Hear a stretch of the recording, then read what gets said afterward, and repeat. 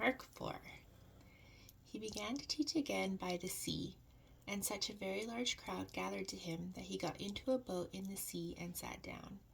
And the whole crowd was by the sea on the land. And he was teaching them many things in parables, and was saying to them in his teaching, Listen to this. Behold, the sower went out to sow. As he was sowing, some seed fell beside the road, and the birds came and ate it up. Other seed fell on the rocky ground where it did not have much soil, and immediately it sprang up because it had no depth of soil. And after the sun had risen, it was scorched, and because it had no root, it withered away. Other seed fell among the thorns, and the thorns came up and choked it, and it yielded no crop. Other seeds fell into the good soil, and as they grew up and increased, they yielded a crop and produced 30, 60, and 100-fold. And he was saying, He who has ears to hear, let him hear. As soon as he was alone, his followers, along with the 12, began asking him about the parables. And he was saying to them, To you has been given the mystery of the kingdom of God, but those who are outside get everything in parables, so that while seeing they may see and not perceive, and while hearing they may hear and not understand. Otherwise they might return and be forgiven. And he said to them, Do you not understand this parable? How will you understand all the parables? The sower sows the word.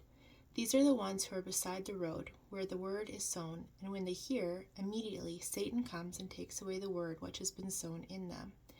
In a similar way, these are the ones on whom seed was sown on the rocky places, who, when they hear the word, immediately receive it with joy. And they have no firm root in themselves, but are only temporary. Then, when affliction or persecution arises, because of the word, immediately they fall away. And others are the ones on whom seed was sown among the thorns. These are the ones who have heard the word, but the worries of the world and the deceitfulness of riches and the desires for other things enter in and choke the word, and it becomes unfruitful. And those are the ones on whom seed was sown on the good soil, and they hear the word and accept it and bear fruit, 30, 60, and 100-fold. And he was saying to them, A lamp is not brought to be put under a basket, is it, or under a bed? It is not brought to be put on the lampstand.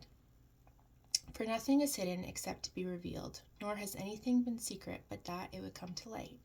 If anyone has ears to hear, let him hear. And he was saying to them, Take care what you listen to.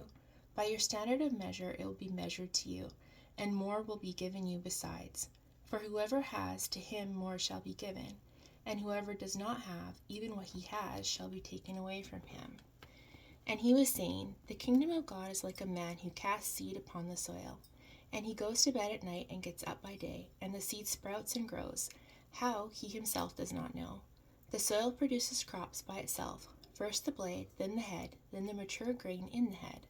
But when the crop permits, he immediately puts in the sickle, because the harvest has come.